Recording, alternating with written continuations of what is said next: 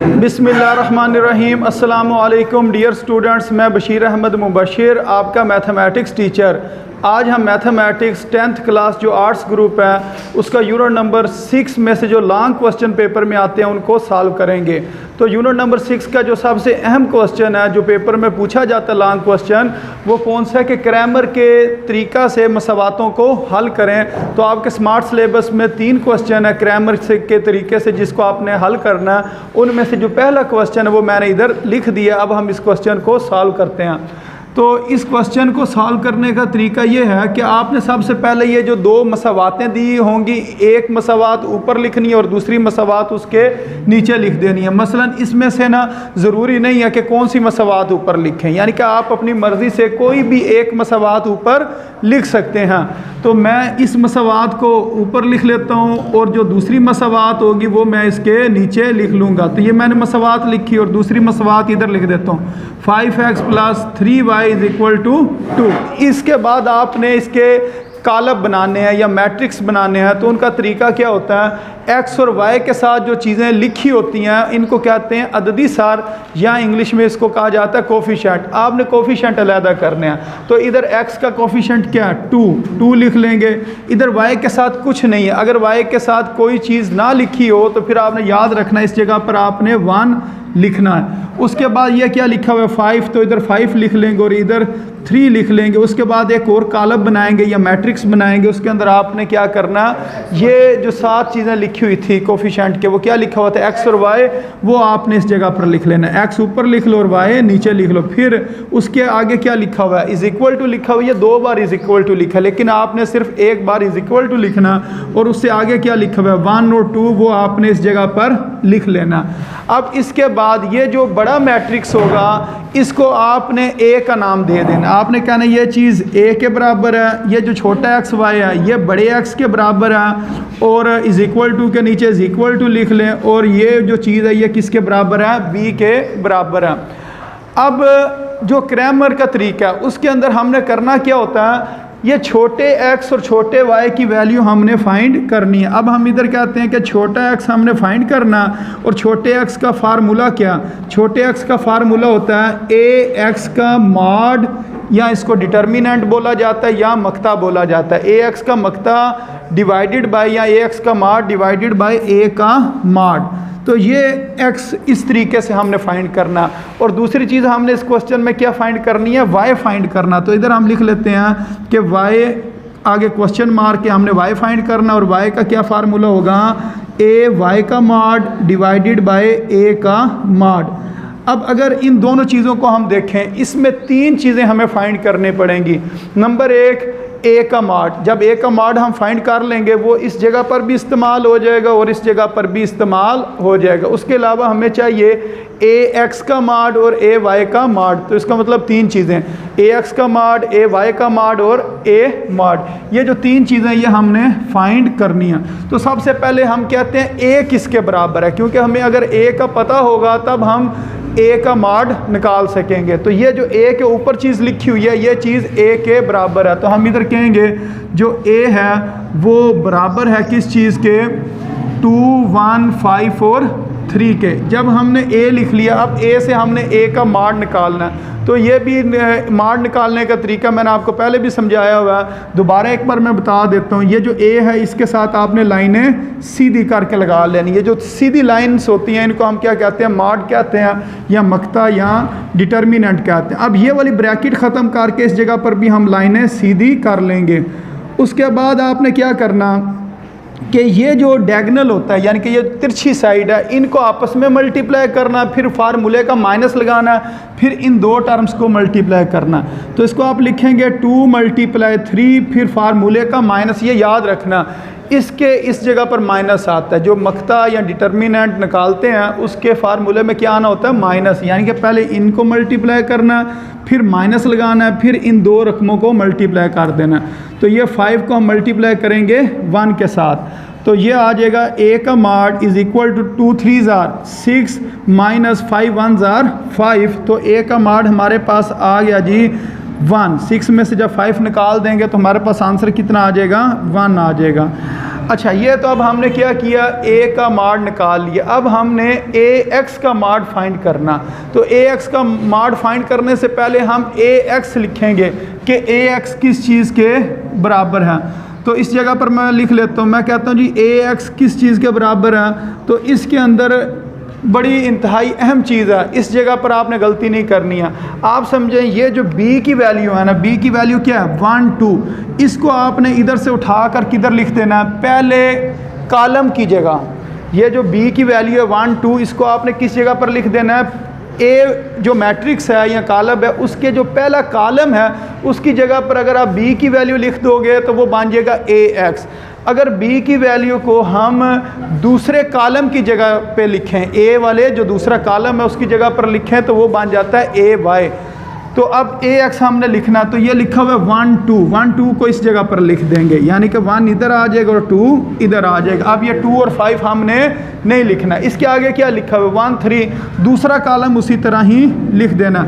अब इसका हमने माड निकालना है। माड निकालने के लिए क्या करना पड़ेगा, लाइनें सीधी करनी पड़ेंगी और बाकी उसी तरह ही लिख देंगे। उसके बाद आपने क्या करना है, इन दो रकमों को ज़रब देनी है और फिर माइनस फार्मूले का लगाकर इन दो रकमों को ज़रब दे देनी है या मल्टीप्लाई कर देना। तो ये आ जाएगा ए, इधर लिखेंगे ए एक्स, क्योंकि ये ऊपर ए एक्स है ना, तो इधर भी क्या आएगा ए एक्स। ए एक्स का माड बराबर आ जाएगा हमारे पास, एक को या 1 को मल्टीप्लाई करना है 3 के साथ, फिर फार्मूले का माइनस लगाना, फिर 2 को मल्टीप्लाई करना है 1 के साथ, 2 मल्टीप्लाई हो जाएगा 1 के साथ। ये ए एक्स का हमारे पास कितना आंसर आ जाएगा, 3 1s are 3 minus 2 1s are 2। तो ए एक्स भी हमारे पास कितना आ गया, 3 में से 2 निकालेंगे तो 1 आ जाएगा। तो ये हमने ए एक्स की भी वैल्यू फाइंड कर ली है। अब हमने ए वाई की वैल्यू फाइंड करनी है। ए वाई की वैल्यू फाइंड करने के लिए हम क्या करेंगे, पहले ए वाई लिखेंगे कि ए वाई किसके बराबर है। तो ए वाई ये बराबर होगा, अभी मैंने आपको बताया कि जो बी की वैल्यू है वो हमने दूसरे कॉलम की जगह रखनी है, यानी कि ये इस तरह कॉलम होते हैं, ऊपर से नीचे जो रकमें होती हैं वो कॉलम होती हैं। तो बी की वैल्यू क्या है 1 2, 1 2 को हमने ये दूसरे कॉलम की जगह पर लिख देना है। जो पहला कॉलम है ना, अब 2 5, उसको हम उसी तरह लिखा रहने देंगे 2 और 5। ये बन गया ए वाई। अब ए वाई से हमने ए वाई का माड निकालना है, तो इधर हम लिखेंगे ए वाई का माड बराबर है, यहाँ पर लाइनें सीधी कर देंगे 2 1 5 2। अब इन्हें हम मल्टीप्लाई करेंगे, ये वाली जो दो टर्म्स हैं आपस में मल्टीप्लाई होंगी, यानी कि 2 ने मल्टीप्लाई होना 2 के साथ, फिर माइनस फार्मूले का आ जाएगा और फिर 5 ने मल्टीप्लाई हो जाना 1 के साथ। तो ये हमारे पास आ जाएगा A Y is equal to 2 2s are 4 और 5 1s are 5, 4 माइनस 5, तो इसका आंसर आएगा -1, क्योंकि बड़ी रकम वाला साइन आता है, ये रकम प्लस की और ये रकम माइनस की है। तो बड़ी रकम में से छोटी रकम निकाल देंगे क्योंकि साइन अपोजिट हैं। तो जो जवाब आएगा यानी कि 1, उसके साथ क्या लगा देंगे, बड़ी रकम का साइन। बड़ी रकम का साइन क्या है, माइनस है, तो इसके साथ क्या आ जाएगा, माइनस आ जाएगा। तो इसका आंसर कितना निकल आया, -1। अगर ना समझ लगे तो इसको आपने कैलकुलेटर से सॉल्व कर लेना। अब देखें, इसके अंदर ए एक्स की वैल्यू हमें चाहिए थी, ए एक्स के माड की वैल्यू चाहिए थी, वो हमने निकाल ली। ए माड की वैल्यू चाहिए, वो भी हमने निकाल लिया। ए वाई के माड की चाहिए वैल्यू, वो भी हमने निकाल ली। और ए माड की वैल्यू जो हमने पहले निकाल ली है वो ही दोनों में इस्तेमाल होनी है।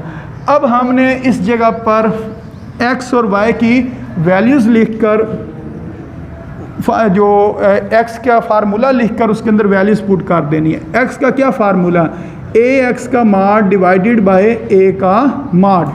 तो ए एक्स के माड का कितना आंसर निकला, 1, इधर 1 लिख देंगे। ए के माड का कितना आंसर है 1, तो इस जगह पर क्या लिख देंगे 1, 1 डिवाइडेड बाय 1 करेंगे तो जवाब कितना आ जाएगा, 1 ही आ जाएगा। ये एक्स की वैल्यू हमने फाइंड कर लिया।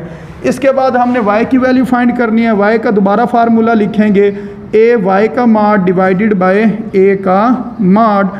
तो उसके बाद ए वाई के माड का कितना आंसर है, -1, तो इधर लिखेंगे -1 और ए माड का कितना आंसर है 1 है। तो जिस टाइम हम -1 को 1 पर डिवाइड करेंगे तो हमारे पास आंसर कितना आ जाएगा, -1 आंसर आ जाएगा। तो ये ही हमने वैल्यूज़ फाइंड करनी थी एक्स और वाई की। अच्छा, अब इसके बाद अगर आप ये चेक करना चाहें कि जो आपने वैल्यू फाइंड की है क्या वो ठीक है या गलत है, तो उसका आसान सा तरीका ये होता है, आपने एक्स और वाई की वैल्यू ना किसी इक्वेशन में पुट कर देनी है, बेशक इसमें कर दें या इसमें कर दें। देखें एक्स का कितना आपने जवाब निकाला है 1, तो अगर मैं इस जगह पर 1 लिखूं तो 2 1s are 2, और y का कितना जवाब निकला है -1, तो इसका मतलब 2 - 1 तो किसके बराबर आ गया 1 के। तो इस साइड पे भी क्या लिखा हुआ है 1, तो इसका मतलब हमने x और y की वैल्यू वो ठीक फाइंड किया। या इसमें अगर आप पुट करके देख लें, x की जगह पर हमने क्या पुट करना है, x का जवाब कितना 1 है ना, तो इस जगह पर हम 1 पुट करेंगे तो ये कितना बन जाएगा 5 1s are 5, और y की जगह पर क्या हमने पुट करना -1, तो 3 मल्टीप्लाई -1 तो वो बन जाएगा -3। तो जब 5 में से हम 3 को माइनस करेंगे तो कितना आ जाएगा जवाब 2 आ जाएगा। तो इसकी दूसरी साइड पे भी क्या लिखा हुआ है 2 लिखा हुआ है। तो ये आप अगर एंड के ऊपर चेक करना चाहें कि आपका आंसर ठीक है या नहीं, तो आप इस तरीके से उसको चेक कर सकते हैं। तो ये क्रैमर का तरीका था जो मैंने अभी आपको समझाया। इसके साथ के मज़ीद 2 क्वेश्चन हैं तो उनको भी हम सॉल्व करेंगे। जी स्टूडेंट्स, अब इसके बाद जो इससे नेक्स्ट क्वेश्चन है जो क्रैमर के तरीके से हमने हल करना है उसको अब हम हल करते हैं। तो ये हमारे पास 2 मसावातें लिखी हुई हैं, इसमें से हमने एक मसावात ऊपर लिखनी और एक नीचे। ये अब हमारी मर्ज़ी है, जिसको मर्ज़ी हम ऊपर लिख लें और जिसको मर्ज़ी नीचे लिख लें। तो पिछले सवाल में हमने जो इस साइड पे रकम लिखी हुई थी उसको हमने ऊपर लिखा था, जो मसावात लिखी हुई थी। अब इस बार हम ऐसे करते हैं, ये वाली मसावात ऊपर लिख लेते हैं। मसलन 2x - 5y = 9, इसको मैंने ऊपर लिख लिया। और ये जो लिखा ना x - 3y = 5, इसको मैंने नीचे लिख लिया। तो इनकी तरतीब ऊपर नीचे करने से जवाब के ऊपर कोई फ़र्क नहीं आता, जवाब हमेशा सेम ही आता। अब इससे जो अगला स्टेप था वो क्या था कि हमने जो इनके x और y के कोफिशेंट हैं या अददी सार हैं उनको अलहदा करना। तो इधर क्या लिखा हुआ है, x के साथ 2 लिखा हुआ है, इधर क्या लिखा हुआ -5। अगर इस जगह पर आपने इस तरह खाली 5 लिख दिया ना, तो जिस बंदे ने पेपर चेक करना या आपका क्वेश्चन चेक करना वो सारा क्वेश्चन रॉन्ग कर देगा। तो इस चीज़ की आपने गलती नहीं करनी है कि जिस जगह पर माइनस हो वो माइनस आपने लाजमी लिखना।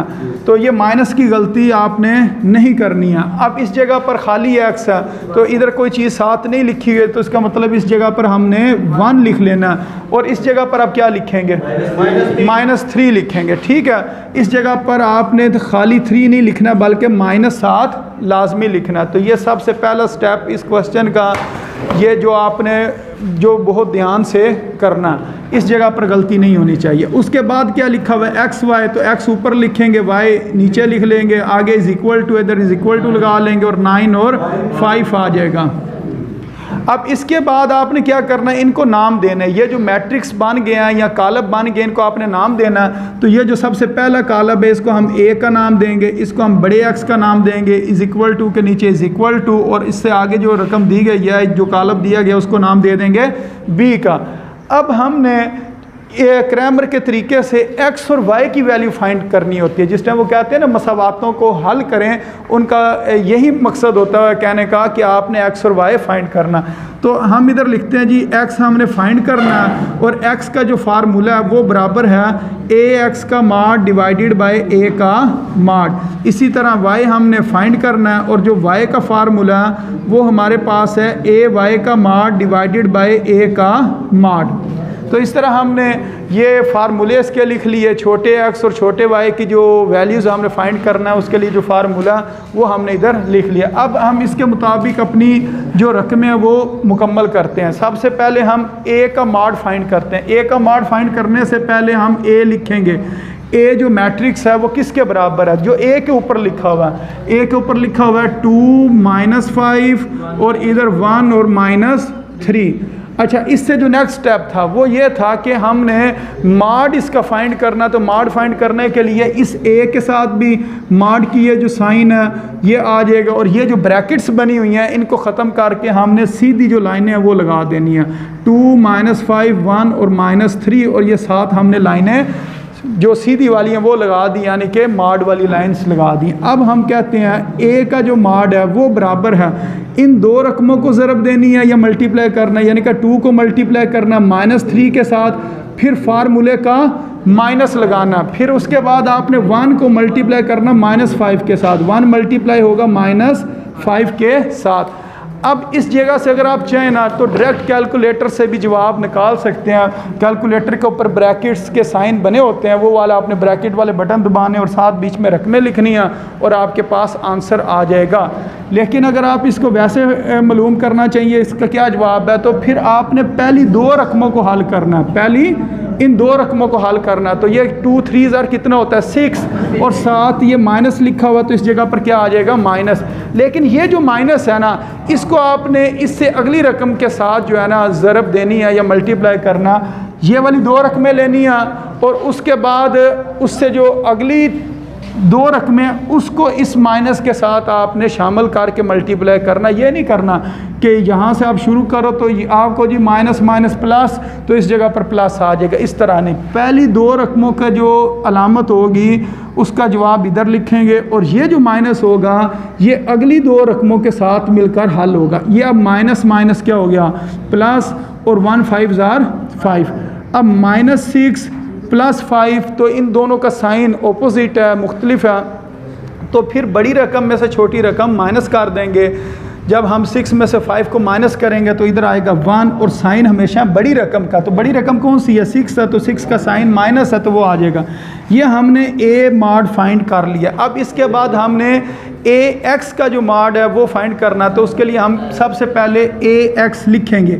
ax किसके बराबर है, तो जिस तरह पिछले सवाल में मैंने आपको बताया कि ax किस तरह लिखते हैं, ये जो b वाली वैल्यूज़ हैं मैट्रिक्स की 9 और 5, इसको आपने पहले कॉलम की जगह लिखना है। ए का जो पहला कॉलम है ए मैट्रिक्स का उस जगह पर लिखना है, तो इस जगह पर आ जाएगा 9 और 5 और दूसरा कॉलम उसी तरह लिख देंगे -5 और -3। अब हमने इसका मॉड लेना है। ए एक्स का मॉड बराबर है, इधर लाइनें सीधी हो जाएंगी 9 -5 5 और -3। अब इन्हें मल्टीप्लाई करना है, इसने इसके साथ मल्टीप्लाई होना और इस 5 ने ऊपर वाले -5 के साथ मल्टीप्लाई होना। तो इस जगह पर अब लिख लेते हैं, ये आ जाएगा हमारे पास ax का मॉड जो कि बराबर होगा 9 मल्टीप्लाई -3, फिर फार्मूले का माइनस, फिर हमने इन दोनों को मल्टीप्लाई किया, 5 को मल्टीप्लाई करना -5 के साथ, 5 को मल्टीप्लाई कर लेंगे -5 के साथ। तो अब इसका जो आंसर आएगा वो कुछ इस तरह होगा कि जब 9 को हमने 3 से मल्टीप्लाई करना तो कितना आ जाएगा 27, लेकिन साथ क्या माइनस, तो इस जगह पर माइनस आ जाएगा। अब ये माइनस माइनस प्लस और 5 5 25, तो अब इसके अंदर 2 रकमें और दोनों के साइन ऑपोजिट हैं, एक माइनस और एक प्लस है, तो फिर हम इसको क्या करेंगे माइनस ही करेंगे। तो 27 में से 25 निकालेंगे तो इधर आ जाएगा 2 और साइन बड़ी टर्म का, बड़ी टर्म या बड़ी रकम वो कौन सी है 27 है, तो उसका साइन क्या माइनस था, तो इस वजह से इस जगह पर माइनस आ जाएगा। तो इसका जवाब क्या आ गया ax का मॉड इज इक्वल टू -2। अब इसके बाद हमने ay फाइंड करना, ay फाइंड करना यानी कि ay का मॉड। तो पहले हम लिखेंगे ay किसके बराबर है, तो ay का मैट्रिक्स बनाएंगे। उसके लिए हम क्या करेंगे, ये जो b वाला कॉलम है या मैट्रिक्स है इसको हमने दूसरे कॉलम की जगह लिखना। तो दूसरा कॉलम क्या -5 और -3 है ना, अब इस जगह पर क्या लिखा जाएगा 9 और 5। ये कॉलम है वो उसी तरह लिखा जाएगा, इधर आ जाएगा 2 और इधर आ जाएगा 1। अब इसका हमने मॉड फाइंड करना है। मॉड फाइंड करने के लिए हमें पता है इस साइड पे भी सीधी लाइनें लगा देते हैं और इस साइड से ये जो ब्रैकेट है इसको ख़त्म करके लाइनें सीधी कर लेते हैं 2 9 1 5। अब ay का मॉड इज इक्वल टू ये किसके बराबर होगा, 2 को मल्टीप्लाई करना है 5 के साथ, फिर फार्मूले का माइनस और 1 मल्टीप्लाई हो जाएगा 9 के साथ। तो ay का मॉड इज इक्वल टू 2 5 10 और 9 1 9। तो ay का मॉड हमारे पास कितना निकल आया 1। जब 10 में से 9 माइनस करेंगे तो पीछे हमारे पास आंसर आ जाएगा 1।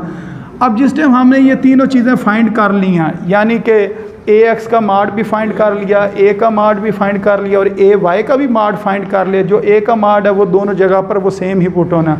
तो फिर अब हम दोबारा फार्मूला लिखेंगे, x किसके बराबर है, x बराबर था ax का मॉड डिवाइडेड बाय a का मॉड। अब वैल्यूज पुट कर दो, ax का मॉड किसके बराबर है -2 के और a का मॉड किसके बराबर है -1 के। अब ऊपर वाली रकम के साथ भी माइनस है, नीचे वाली के साथ भी माइनस है। जब ऊपर और नीचे माइनस हो वो आपस में कैंसिल हो जाते हैं और 2 डिवाइडेड बाय 1 का मतलब 2 ही होता है, यानी कि 2 का एक हिस्सा करें तो 2 का एक हिस्सा 2 ही है। तो नीचे अगर 1 लिखा हो तो उसको लिखने की ज़रूरत नहीं होती है। तो x का कितना जवाब आ गया? 2 आ गया। अब इसके बाद y किसके बराबर था? a y का माड डिवाइडेड बाय a का माड। अब इधर हम a y के माड की वैल्यू पुट करते हैं, वो कितना है? 1, और a का माड कितना है? -1। अब ये जो एक माइनस है ना, जो नीचे वाली रकम के साथ लिखा हुआ है, अगर आप इसको चाहें दरमियान में लिख लें या ऊपर वाली रकम के साथ लिख लें, जब एक माइनस हो ना उसको आप किसी जगह पे भी लिख सकते हैं, नीचे भी लिख सकते हैं। ये जो बराबर के ये जो बटे की अलामत है इसके शुरू में भी लिख सकते हैं और ऊपर भी लिख सकते हैं। तो ये जो माइनस है ये हमने क्या किया? ऊपर लिख लिया, और साथ 1 डिवाइडेड बाय 1 करेंगे तो आंसर कितना आ जाएगा? 1 आ जाएगा। तो इस तरह ये हमने y की भी वैल्यू फाइंड कर लिया। अच्छा, जिस टाइम हमने x और y की वैल्यू फाइंड कर लिया तो उसके बाद हम ये चेक कर लेते हैं क्या वाकई जो हमने आंसर निकाला है क्या वो ठीक है या नहीं। तो उसका आपको मैंने ये तरीका बताया था, किसी भी एक इक्वेशन में आपने वैल्यूज़ को पुट कर लेना। अब ये देखें, अगर इस जगह पर हम वैल्यू पुट करें x की, x का कितना जवाब निकला? 2, तो इस जगह पर 2 आ गया। और y का जवाब कितना लिखा है? -1। तो अगर इधर मैं -1 लिखूँ, -3 मल्टीप्लाई -1 तो वो हो जाएगा +3, और ये कितना है? 2। तो 2 और 3 कितना हो गया? 5। तो इस साइड पे भी क्या लिखा हुआ है? 5 लिखा हुआ। तो इस तरह आपको तसल्ली भी हो जाएगी कि जो आपने आंसर निकाला है वो आपकी x और y की वैल्यू बिल्कुल ठीक है। तो उम्मीद है स्टूडेंट्स आपको इस क्वेश्चन की भी समझ आ गई होगी। जी स्टूडेंट्स, इसके बाद जो सबसे लास्ट क्वेश्चन है क्रैमर के तरीके से जिसको हमने सॉल्व करना है वो इधर मैंने लिख दिया। अब हम उस क्वेश्चन को सॉल्व करते हैं। तो इधर मैं लिख देता हूँ हल। तो उसके बाद आपने इसमें से कोई एक मसावात ऊपर लिखनी और एक मसावात उसके नीचे लिखनी है। तो जिस तरह पिछले सवाल में मैंने जो इस साइड पे मसावात दी गई थी उसको मैंने ऊपर लिखा था, तो ये वाला क्वेश्चन हम इस मसावात को ऊपर रख कर सॉल्व कर लेते हैं। मसला 5x + 2y = 13, इसको ऊपर लिख लिया, और ये जो लिखा है 2x + 5y = 17, इसको मैंने नीचे लिख लिया।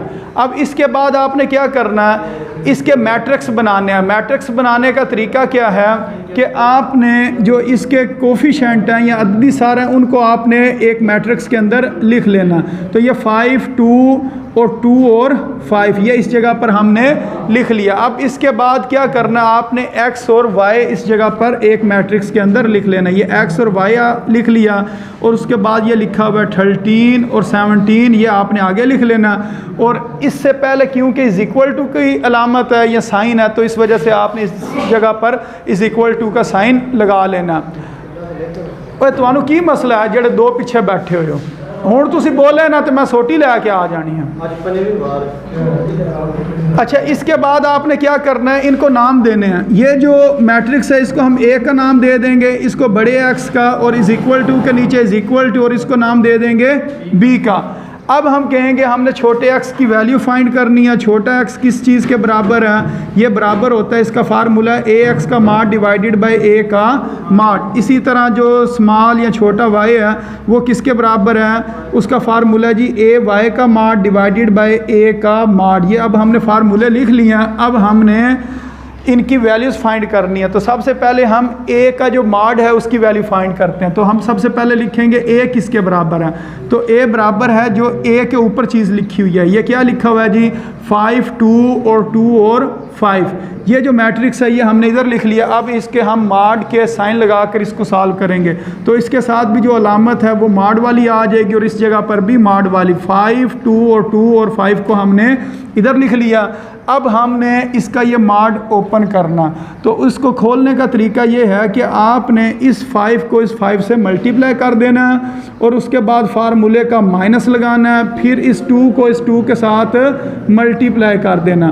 तो ये आ जाएगा 5 × 5 25, और -2 × 2 कितना होता है? 4 के बराबर होता है। तो ये आ जाएगा a का माड हमारे पास किस चीज़ के बराबर आ गया जी? 21 के। अब जब हमने a का माड फाइंड कर लिया, इसके बाद हम ax का माड फाइंड करेंगे। तो उसके लिए हम सबसे पहले ax को लिखेंगे। ax लिखने का तरीका ये है कि ये जो b की वैल्यू है इसको आपने a जो कॉलम है उसके पहले कॉलम की जगह रखनी है। तो 5 और 2 की जगह पर क्या लिख देंगे, 13 और 17, और 2 और 5 को इधर ही लिखा रहने देंगे। अब इसके बाद हमने मॉड की अलामत लगानी है। मॉड की अलामत यानी कि इस तरह ये लाइनें सीधी करके हम लगा देंगे AX के साथ भी और इस साइड पे भी। इधर 13, 2, 17 और 5 आ जाएगा। अब इन दो रकमों को हमने मल्टीप्लाई करना और फिर इन दो रकमों को मल्टीप्लाई करना। तो इस जगह पर आएगा AX का मॉड जो कि बराबर 13 मल्टीप्लाई 5 और फिर माइनस फार्मूले का और 17 मल्टीप्लाई 2। अब आपने 13 को 5 से मल्टीप्लाई करना, तो इसको आप रफ अमल में किसी जगह पर कर लें। तो जिस टाइम हम 13 को 5 से मल्टीप्लाई करेंगे तो 5 3 ज़ार 15, 5 लगा 1 कैरी और 5 1 ज़ार 5 और एक काम जो कैरी है वो क्या हो जाएगा 6। तो ये बन जाएगा जी 65। फिर जब आपने 17 को 2 से मल्टीप्लाई करना तो ये कितना बन जाएगा 34। अब आपने इसको जब माइनस करना है 65 में से अगर हम माइनस कर दें कितना 34, तो 5 में से 4 निकालेंगे 1 और ये 6 में से 3 निकाल देंगे तो इधर 3 आ जाएगा। तो इसका आंसर कितना आ गया 31। इसके बाद अब हमने AY लिखना है। AY लिखेंगे, AY किसके बराबर है, तो ये जो B की वैल्यू है इस B की वैल्यू को हमने दूसरे कॉलम की जगह पर लिखना है। ये जो लिखा ना 2 5, अब इसकी जगह पर लिख देंगे 13 और 17 और शुरू वाला कॉलम इसी तरह लिखेंगे 5 और 2। अब इसका हमने मॉड लेना, AY का मॉड वो बराबर होता है 5 13 2 और 17। उसी तरह सिर्फ ब्रैकेट ख़त्म की, इधर भी सीधी लाइनें लगा दी और इस जगह पर भी। AY का मॉड वो बराबर आ जाएगा कि 5 को मल्टीप्लाई करना 17 के साथ और फिर माइनस फार्मूले का और 2 को मल्टीप्लाई करना 13 के साथ। अब जो 17 है इसको अगर हम 5 से मल्टीप्लाई करें इस जगह पर कर लेते हैं, फिर देखते हैं कितना जवाब आता है। 5 7 ज़ार 35, 5 लगा और 3 कैरी, 5 1 ज़ार 5 और जब बीच में 3 ऐड करेंगे तो कितना हो जाएगा 8 हो जाएगा। तो इसका मतलब इसका जवाब आ गया 85 माइनस इसको जब मल्टीप्लाई करेंगे 13 को 2 से तो ये कितना आ जाएगा 26। ठीक है, अब आपने इनको माइनस करना है। AY का मॉड इज़ इक्वल टू 85 में से हमने कितना माइनस करना 26।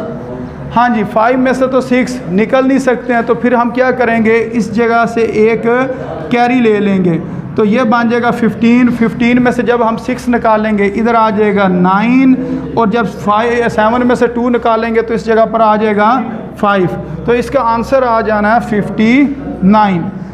अब हमने ये तीनों वैल्यूज़ फाइंड कर ली हैं। अब इसके बाद हमने दोबारा फार्मूला लिखना है कि छोटा x वो किसके बराबर है, AX का मॉड डिवाइडेड बाय A का मॉड। अब वैल्यूज़ पुट कर दो। AX के मॉड की क्या वैल्यू है 31 और A के मॉड की क्या वैल्यू है 21। तो 31 डिवाइडेड बाय 21 ये x की वैल्यू आ गई। फिर आपने y की वैल्यू लिखनी है। y की वैल्यू क्या है AY के मॉड की, ये है 15। इधर पहले फार्मूला लिख लें, AY का मॉड डिवाइडेड बाय A का मॉड। तो AY का मॉड कितना आ गया, AY का मॉड आ गया 59 और A का मॉड कितना आ गया जी 21। तो इस तरीके से ये हमने y की भी वैल्यू फाइंड कर लिया। तो ये क्वेश्चन इस तरीके से सॉल्व होने थे ग्रामर वाले। तो 3 सवाल थे, 3 के 3 हमने सवाल हल कर लिए और उम्मीद है स्टूडेंट्स आपको इन सवालों की समझ भी आ गई होगी। तो अपनी दुआओं में याद रखें। अस्सलामु अलैकुम वरहमतुल्लाहि वबरकातुहू।